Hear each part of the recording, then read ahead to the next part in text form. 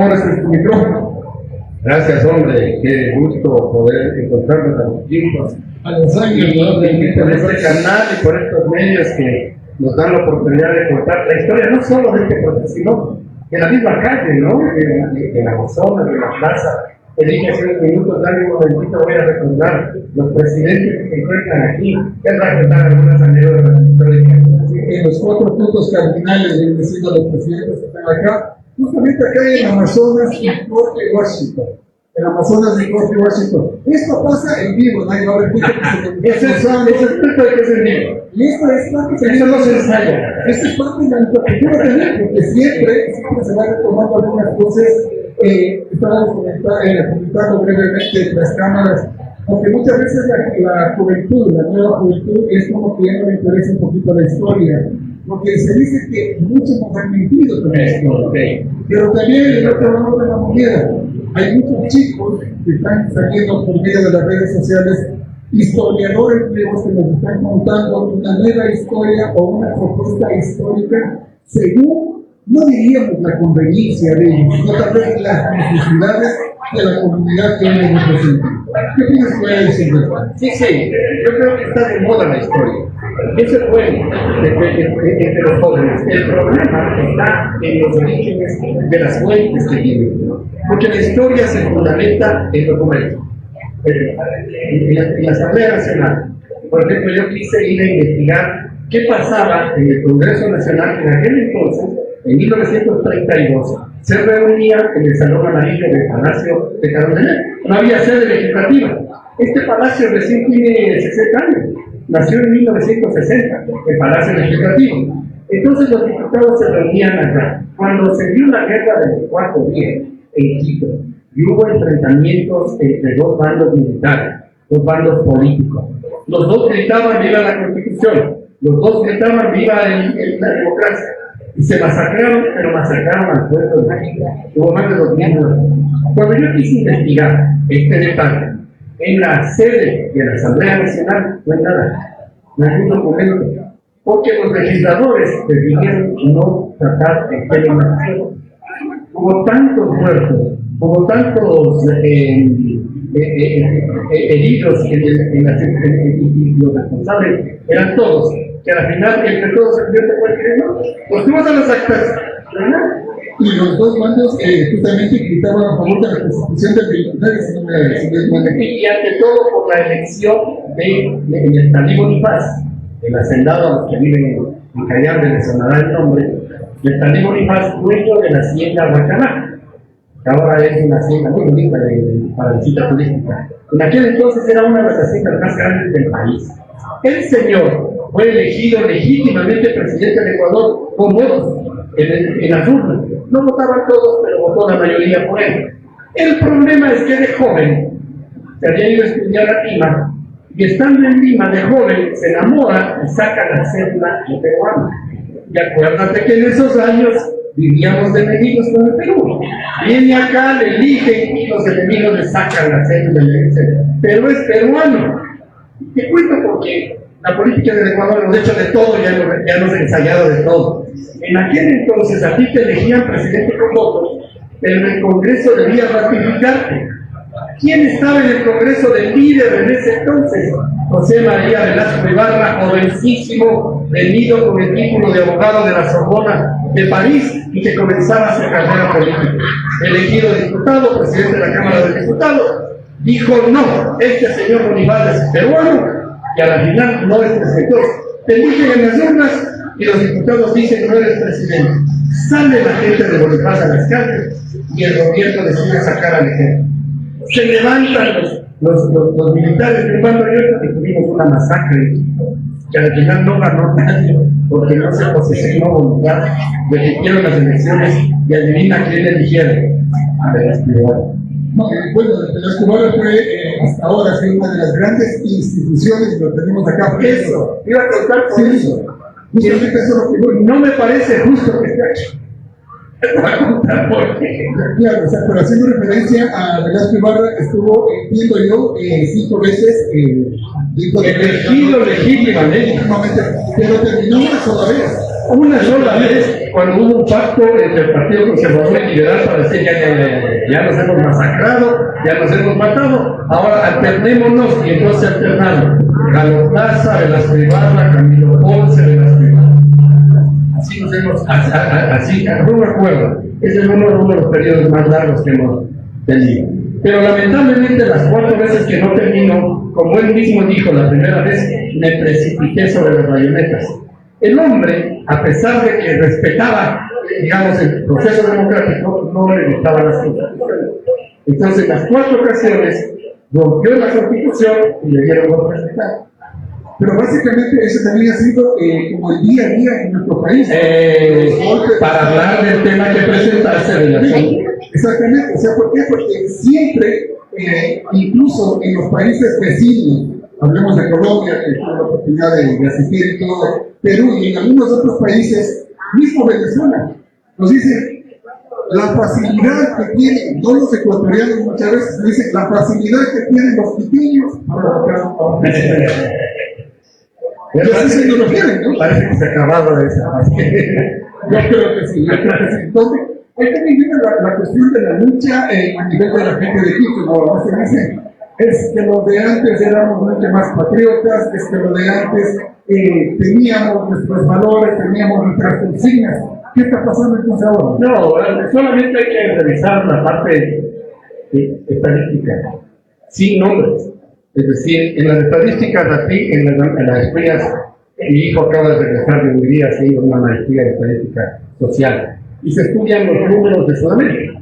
Entonces, bueno, cuando llegas a las épocas, por ejemplo, sin decir nombres, de 1895 a 1906, los números económicos y sociales suben, bajan en el periodo siguiente. ¿Quiénes eran presidentes? El Mayamada.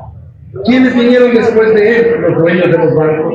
Cuando bajan los derechos y ellos te adueñan, suben ponemos desde el 2006 al 2016 los números estadísticos se utilizan, suben los números, bajan en los siguientes, no pongan nombres para no pelearnos con nadie, la historia se estudia así.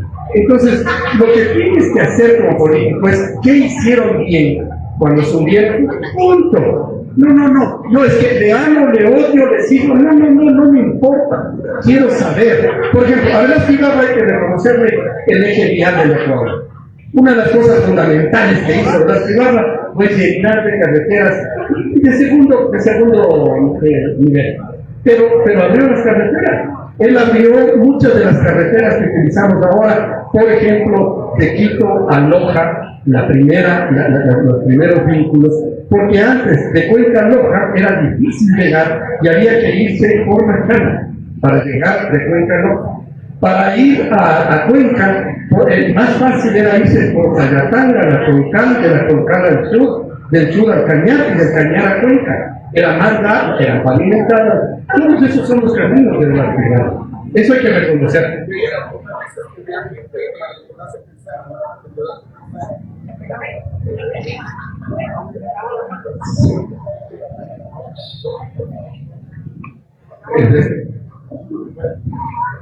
Estamos en vivo, mi querido Edison. Lo que te quería comentar es algo que nos hace pensar y que realmente tú nos acabas de mencionar.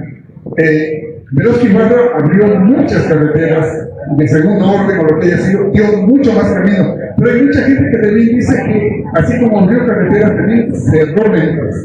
Porque la gente que creía en él era un poco cegada.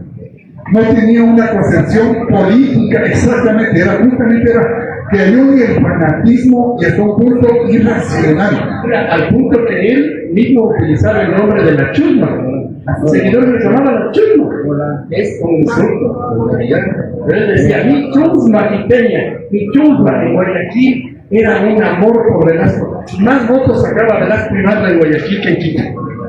¿Tú crees que los ecuatorianos a breve rasgo, se puede decir, estamos acostumbrados al maltrato? De cierta forma estamos acostumbrados a la mentira, al engaño. Así ha sido parte de nuestra historia, ¿no? Desde los comienzos, porque no se sabe realmente qué es lo que se intentó con la libertad, con la famosa libertad y con algunas otras expresiones. Básicamente lo que se trata es que nos gusta el discurso falso. esa es la palabra fácil. Y eso no es el problema de las generaciones actuales. Los políticos viejos igual. Yo decía, les fui a recorrer para recordar quiénes están. Mira, en el primer eje, en la Avenida Amazonas, están García Moreno y Eloy Alfaro, dos de los presidentes que marcaron la creación del Ecuador y el avance tecnológico y social del Ecuador. Más allá, y los dos están en las antípodas ideológicas, el uno conservador, colonial, y el otro liberal, masón, libertario, es decir, los dos rivales ideológicamente, pero por los dos debemos este país. Nosotros debemos, porque todos nosotros hablamos de la cuestión del ferrocarril. El uno inició el ferrocarril y el otro se terminó. Así es, señor. Y la anécdota es que para terminar el ferrocarril, ya se vamos a celebrar en este 25 de junio, un año más de la llegada del ferrocarril en 1908, llegó a Chimbacalle, el tradicional barrio del sur de Quito, y se hizo una ceremonia tal, pero en general pidió que se reciban al ferrocarril desde Guayaquil el día de su cumpleaños, el 25 de junio, porque el ferrocarril, cuando hacía el recorrido Guayaquil-Quito, lo hacía aproximadamente en 12 horas. Cuando traía carga, no era necesario hacer un alto en el camino, entonces salía de Durán, porque no sale de Guayaquil, salía de Durán hasta Chimbacalle. A ese sí el corazón de Quito. Chimbacalle está ahora ya accesible, tiene el corazón industrial. Exacto. Y entonces no paraban y llegaban a Chimbacalle a bajar la mercadería, lo que sea. Pero cuando traían pasajeros, paraban en Alarcí. Ahí se hacía dormía normalmente. El general dice que se quede esperando la locomotora en Alarcí para que al día siguiente llegue al mediodía, al 25 de junio, 12 de la mañana, para que llegue. En Quito estaba esperando el general con su hija. A sus hijas y a sus hijos les puso los nombres heroicos y geográficos. Su hija América, Ameriquita le decía, América Alfaro Delgado. Le reciben y le entregan un clavo bañado en oro. En ese momento llega el ferrocarril, se para, le ponen el freno, se para la locomotora y Ameriquita pone el clavo en el último riel del ferrocarril y don Eloy, con un combo adornado con la bandera del Ecuador, le da el último golpe y así llega el tren. Te cuento como anécdota, lo mismo pasó cuando le trajeron a su muerte. Hicieron un alto en Alarcí, durmió en Alarcí, fue incendiado, insultado, un coronel Ortiz le escupió en la cara cuando bajaba del ferrocarril, le dijeron, aquí vas a dormir antes de llegar a Quito, y un coronel Ortiz de Alarcí se le enfrentó, y Alfaro le dijo, si eres hombre, dispárame este rato, y le dijo, no, me encantaría, no hoy, mañana en Quito. Se sabía que iban a matar. No, ahora, te cuento todo esto porque estamos hablando de los presidentes. Por eso te digo, no me parece que Velasco Ibarra esté frente a Rocafuerte. O esté a la altura de otro. En vez de Velasco Ibarra debería estar Isidro Ayora. El doctor Isidro Ayora, que es el creador de la maternidad de Isidro Ayora, la famosa maternidad de Isidro Ayora, es el que trajo a una misión, la llamada misión Kennedy, que tenía una información de todos los países de Sudamérica y le pagaron, eran gringos, este señor, y les voy a preguntar, y ya les cuento a ustedes que me están viendo en directo, y a los que nos vean después del diferido. ¿Saben quién fue el primer Contralor General del Estado? ¿Quién fue el primer director de aduanas del Ecuador? ¿Quién fue el primer superintendente de bancos? El primer director del Banco Central, ya les cuento. Se da una revolución, muere Alfaro en 1912, los ricos que se hicieron ricos con el gobierno de Alfaro toman el poder, ganan presidentes con fraude, José Luis Tamayo, hasta 1925 los jóvenes militares se cansan de ese gobierno, un gobierno que empobreció al Ecuador, te decía las estadísticas. De estas estadísticas de Alfaro todo sube. El comercio, los derechos. Llegan la plutocracia, los ricos, y comienzan a bajar los derechos. Y llega la masacre del 15 de noviembre de 1922 de los obreros, panaderos, bicicleteros, empleados de la empresa eléctrica y ferrocarrilera Guayaquil, donde se mata y les botaban cortándoles la barriga. Las cruces sobre el lado. Cruces sobre el lado. En 1922, hartos los jóvenes militares dan un golpe de Estado en 1925 y en una junta patriótica de 7 miembros aparece el doctor Isidro Ayora, médico lojano. El doctor le trae la misión y adivina qué hace esa misión. Oigan, dice, pero esto es imposible. En este país no hay una institución del Estado que haga billetes. Los billetes hacen los banqueros. Entonces tú tenías un banco del Banco del Litoral o del Banco Comercial Agrícola, y si la señora de al frente era cliente del Banco del Litoral, no me recibía mi billete. Yo tenía que con mi billete del Banco Comercial Agrícola irme al Banco del Litoral y hacerme cambiar. Pues un billete de 10 sucres me daban 9.50 para hacerle de banco. Y con esos 9.50 podía ir a pagar a la señora que cobraba solo con el billete del Banco del Litoral. Esa era la economía del Ecuador. Estaba en manos de ellos. O sea, oye, el registro civil estaba en manos de los curas, los nacidos y los muertos se registraban en las iglesias. Estamos hablando de que era como un trueque de este. Exacto. Porque realmente no. Entonces, ¿qué es lo que pasa? Este señor Isidro Ayora dice, no, aquí ponemos orden. Y traen la mención Kemmerer y son los primeros que dicen, oiga, no tienen una contraloría que le dice los de Cuba, ¿qué se gasta en plata del Estado, los impuestos? Hacen lo que pueden. Y el control de los bancos, ¿quién tiene control de los bancos? Ellos mismos. Y las aduanas, ¿por dónde entra? El gobierno que pone, no, pues. Y entonces se crea la primera Contraloría, el Banco Central, la Superintendencia de Bancos, la Dirección de Aduanas. Se crea recién ese espacio. Y en ese espacio, para poderle funcionar, imagínense, no había pues ecuatorianos expertos en contabilidad pública. Y entonces, ¿qué tuvieron que hacer? El primer contralor del Estado es Mr. Tompkins. Así es que para que conozcan ustedes, el primer contralor fue gringo. Mr. Edwards fue el primer superintendente y Mr. Schultz fue el primer gerente del Banco Central. Así nació este país. Por eso te digo, a mí en vez de la privada me habría encantado que le pongan frente a Vicente Rocafuerte al doctor Isidro Ayora. Y todos los títeres ecuatorianos jodidos, porque se la para. Oye, pero la historia que tú nos cuentas, ¿de qué años es más o menos? Estamos hablando de hace 100 años. 100 años atrás, 24, 25. Y estimado eso, es como que me está relatando la historia actual. Porque más o menos viene siendo lo mismo. Los jóvenes están oyendo. La gente que pasa es que están en un noticiero. Sí, es lo que ha pasado en el noticiero. Ha pasado 100 años de historia y estamos viviendo lo mismo. Ya, ahora que está dentro, sí quisiera tener un poquito. Ahorita estamos hablando de muchas cosas, con muchos temas, pero quiero entrar en una parte de la comunidad que la sí. Porque me encantaría también hablar de las personas, ¿no? El Congreso Nacional de la Bandera. No, quiero que tú le digas toda una vida, toda una historia que tú la sabes. Hay muchos asambleístas, por ejemplo, que han llegado, que así como entran, salen. Sin voz ni voto. Sin voz ni voto. No hacen nada. Los famosos, la gente que la acompaña, los asesores que van, que se creen y se dicen expertos, pero lo que hemos tenido la oportunidad de trabajar con ustedes, como es internamente la asamblea, podemos tener con cierto tipo de preparación, y es por eso que hay algunos nombres, te pongo como ejemplo ahora, ¿no?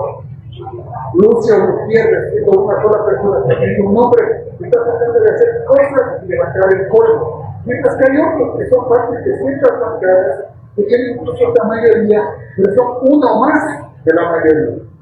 Que única y exclusivamente lo único que hacen es levantar la mano para aprobar proyectos de otros, porque ni siquiera tienen la capacidad de proponer proyectos. Y esa es la realidad de nacional. Lamentablemente. ¿No? Cuando de pronto muchas veces se habla del hombre del maletín, cuando muchas veces sabemos que el hombre del maletín no existe.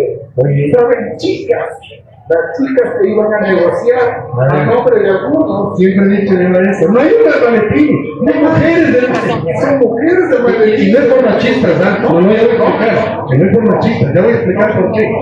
Lastimosamente esa es una realidad interna que se vive, ¿no? Y tal vez muchas veces, como tú dices, no somos machistas en ningún sentido, respetamos al ser humano como tal, porque muchas de estas chicas han sido utilizadas por ciertos grupos políticos.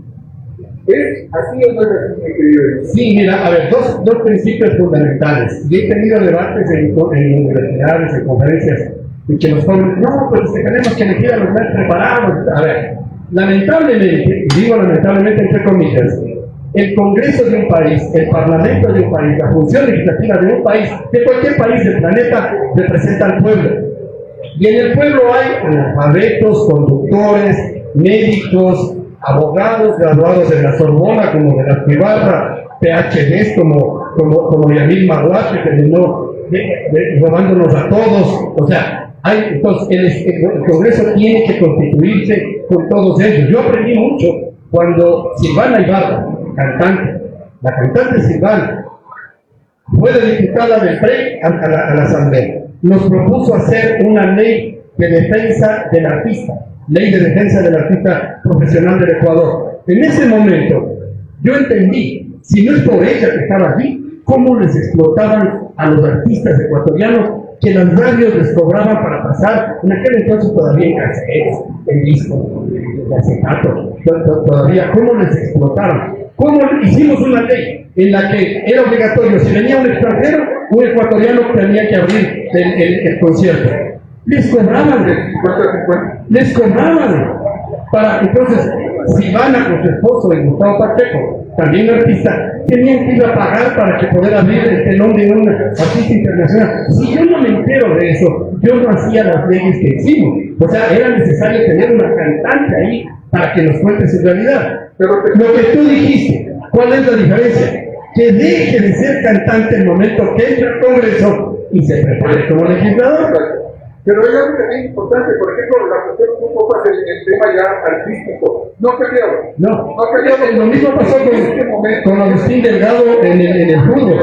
Después él me contó, le dijo, Edison, ¿por qué me reclaman a mí? A mí me sacaron a los 14 años del Chota, sin educación.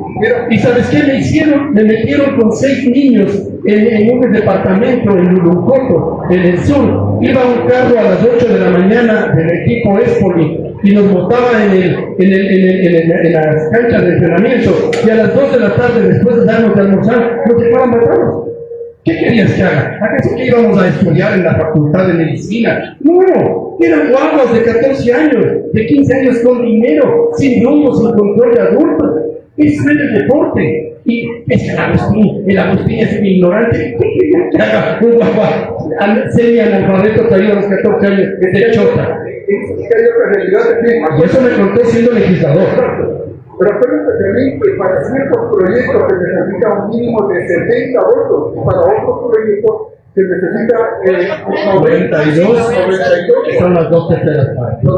Por ejemplo, yo me enteré, hay un asambleísta que ha ofrecido a los basquetbolistas, amigos de todos, que llegando a la asamblea, él va a cambiar las cosas, porque va a apoyar a la federación de básquet. Eso es imposible. ¿Por qué? Porque es una propuesta que lo hizo de pronto frente a algunos amigos del sector del deporte o lo que sea. Pero él necesita primero presentar un proyecto. Un proyecto sustentable. Ese es el otro problema que quiero contar. El primero es esto, de la estructura del Congreso. La gente que llega al Congreso tiene que prepararse. ¿Cuál es la solución? El CNE, el Consejo Nacional Electoral, debe ordenar la creación de una escuela legislativa. Si tú quieres ser candidato, el INIX o yo, solo para ser candidato, en mi partido, en mi movimiento como ciudadano, debo pasar por una escuela legislativa, por lo menos en el que en 2 semanitas me enseñen pues la historia del palacio, como si saliera. Lo que estamos hablando aquí, cómo se hicieron leyes. Lo que tú dices, oiga, no iba a inventarse el agua tibia porque hace 100 años ya propusieron lo mismo y no se aprobó. O sea, que conozca la historia, que le enseñe cuál es el procedimiento de la aprobación de una ley. Usted solito no necesita 70, primerito necesita 10 firmas de respaldo del bloque, del proyecto. Luego al CAL, y del CAL a la presentación. 6 meses mínimo se demora la aprobación de una ley, con todo aprobado.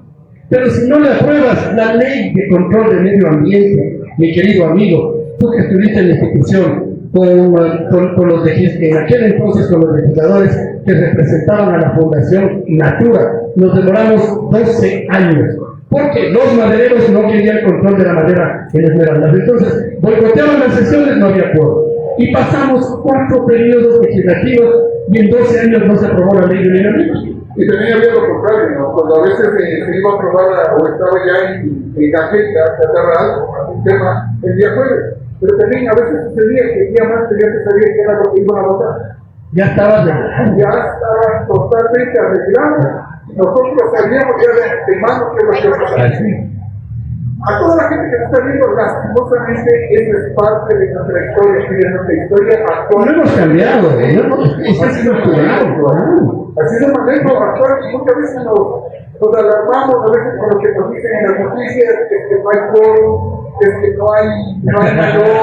Hay que escarbar un poquito. El porqué de las cosas, el saber el porqué de las cosas, ya, por eso, lastimosamente, yo no personal, seguidamente de eso. Yo digo, no soy político. Muchos me dicen, pero que toda persona es política. Digo, listo, yo entonces soy político, pero no soy partidista. Claro. Porque comencemos por la Constitución es hecha para el pueblo, es hecha por el pueblo. Ya ha ganado el pueblo que pasa la última Constitución. Mira, a ver, te voy a contestar. La segunda opción que te decía es el problema de la vanidad. Los legisladores llegan con tal vanidad que creen que ya lo saben todo y que de allí van a ir de presidentes a carondeler.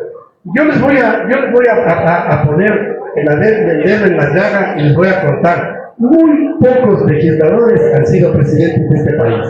A ustedes jóvenes les voy a hacer recuerdo de los últimos. A ver, ¿Osvaldo Hurtado fue legislador? No. ¿Abdalá Bucaram fue legislador? No. ¿Lucio Gutiérrez fue legislador? No. ¿Lenin Moreno fue legislador? No. ¿Guillermo Lazo fue legislador? No. ¿Rafael Correa fue legislador? No. El señor Novoa fue legislador. Pero no le eligieron por ser excelente legislador, pues fue a calentar el puesto. Ahora que está haciendo bien o mal, las cosas es otra cosa, pero no por legislador. Por lo tanto, aquellos que quieren ser legisladores, no es un trampolín ser legislador para ser presidente. De hecho, salen quemados, muy pocos. Y hay algo adicional, porque muchas veces hasta un punto se pueden aceptar las cosas del asambleísta como tal. Pero hay otra cosa, los famosos asesores, se creen mucho más, Mira, en los años que estuve ahí, y eso quería contarles también, todo lo que ustedes ven en el YouTube yo lo viví. Yo viví los balazos, las agresiones, los puñetes. Yo estuve cuando el exabrupto de Jaime Lemón, cuando le grita a Víctor Granda, enano hijo de... Estuve esa noche allí y celebrábamos un cumpleaños de un legislador de Zamora.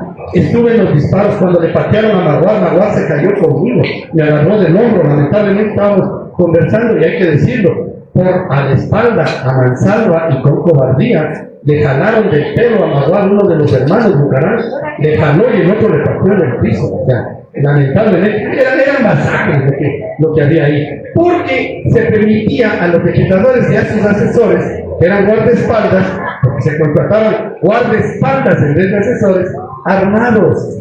Les dicen ustedes en el internet, en las redes sociales, yo tengo las fotos en mis redes sociales, como Edison Niño, tengo las fotos de León Febres Cordero, de disparos, lo que quería es decir, en esos términos, lamentablemente la política, desde que se aprobó la Constitución del 79, con la que fue elegido Jaime Roldós, hecha por Osvaldo Hurtado en aquel entonces, se decidió que la política la hagan los partidos políticos. Y entonces, para ser candidato, tienes la obligación de ser lo que decías tú. No soy político, ya, pero no soy partidista. Pero si no eres partidista, no puedes activar tus derechos políticos. Ahora hay la posibilidad de entrar a un movimiento, pero tienes que tener el respaldo de ese movimiento. No afiliarte, pero sí tienes que tener amigos. ¿Qué se hace ahora? Se paga para ser candidato. Ahora el negocio es tener movimientos políticos sin candidatos. Pagan y eres candidato asambleísta. Es que yo soy independiente. No, solo para terminar, lo de las mujeres del maletín. Les hago solo una reflexión a quienes escucharon ese comentario. ¿Ustedes creen que hay un ser humano que va a ir pedido por sus jefes al Congreso Nacional, donde hay 100 policías vigilando, hay cámaras en los corredores, y va a entrar dejando su cédula original a la entrada del Palacio? Eso se tenía desde el 79, nos pedían la cédula toda la vida, no es solo ahora, toda la vida, y la policía controlaba la seguridad al interior. ¿Ustedes creen que va a entrar un ciudadano con un maletín cargado 2 millones de sucres en el maletín al interior del Congreso, dejando su cédula para llegar a la oficina de un legislador y decirle esto le manda a mi jefe, sabiendo que ahí estaban tus enemigos y te podían ir robando o te podían? No es verdad, ese es el mito. Lo que se hacía es enviar chicas guapas que llegaban a la oficina del legislador, que ya le habían tanteado y que querían comprarle, y le decían, en la cafetería tal, en el hotel tal, en el restaurante tal, o en el departamento de nuestros amigos por el sector tal, le están esperando para conversar con usted, para apoyarle en su campaña. Y ahí se iban con un taxi, porque no se iban en los mismos carros.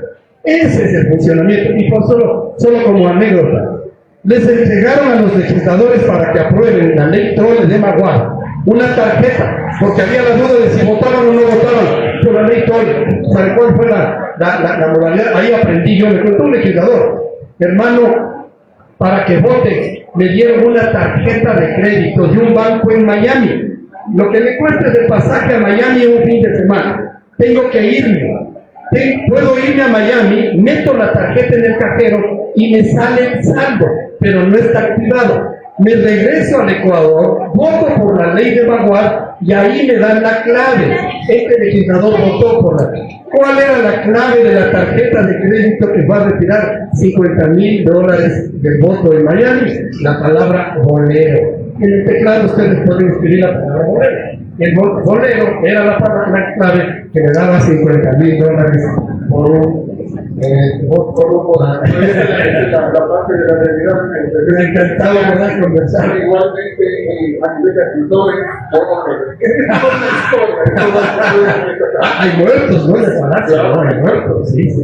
Ya yo me estoy planteando la invitación para contarles. Sí, empezar a conversar con eso, realmente es súper largo. Ya como para irse, ¿qué se viene en la historia? ¿Qué se viene en la historia actual? ¿Qué esperamos la historia actual? Siempre la historia que ha ido repitiendo año tras año con nombres cambiados, los mismos espacios y las mismas acciones. Mira, hay un hecho que la gente no se ha dado cuenta. Bajaron la calidad de la educación, que eso afecta a todo, a las profesiones, a la política, a todo, y dominan las redes sociales. Entonces, y en las redes sociales y en los medios de comunicación se mienten mucho. Entonces, tú tienes un pueblo sin atención en la educación y que le mienten por los medios de comunicación. Si no atacamos eso, esto va a continuar. Vamos a seguir eligiendo políticos que nos van a decir lo mismo que hace 20 años ya nos dijeron, pero como no leí un poquito de historia, qué lindo lo que proponen, no, ya propusieron, ya fracasó. Nos falta un poquito de curiosidad y espacios como estos son necesarios para un poco ir creando consenso. Y claro, para no caer en la década de los 50, que casi tuvimos un presidente por año. Que no fue solo en eso, ¿no? Desde la época que te cuento, de 1930 a 1944 tuvimos un presidente cada 7 meses. De una investigación que yo acabo de hacer, incluido el señor Novoa, de 1830, de Juan José Flores, acá, con tanta vicisitud, los presidentes del Ecuador, en promedio han durado 2 años. O sea, este país ha tenido presidentes por 2 años. Más allá de que Correa estuvo 10, Velázquez estuvo 25, más allá de eso. Los presidentes han durado meses, y meses. Entonces, puedes administrar como un negocio administrado así. No va, o sea, Administrativamente no da, por todo un negocio no da. En todo caso, muchísimas gracias, he visto. hombre, todos ustedes al equipo. No, muy satisfactorio conversar contigo. Felicitaciones. Espero que tenga una nueva oportunidad de poder conversar y hacer una conversación un poco más larga, un poco más amena, para que la gente realmente se vaya enterando de esto entre telones. El arte de Dios, mi amado. ¿Ya? Entre telones de las cosas que muchas veces la misma publicidad nos engaña, Así. los mismos medios de Sí, comunicación. es tan fácil poder comprobar lo que se dice, ¿no? Exacto, ¿no? Y los mismos dirigentes, yo recuerdo. Ahora, si quieres que te diga, Sí, es así. Es como antes se decía, ¿no? El mal casado o la mal casada. Aunque te digan que más el camarito es, y al rato que te caliente la ahí está. gracias a todos ustedes, de gusto. Estaré nuevamente aquí para un poco hablarme del Amazonas también, hay que De la recuperar. Amazonas hay que recuperarla, no solo en Amazonas, muchos sitios de la ciudad de Quito y del país, del nivel del país. Sí, señor. Un gusto. Muchísimas gracias a todos. Al equipo.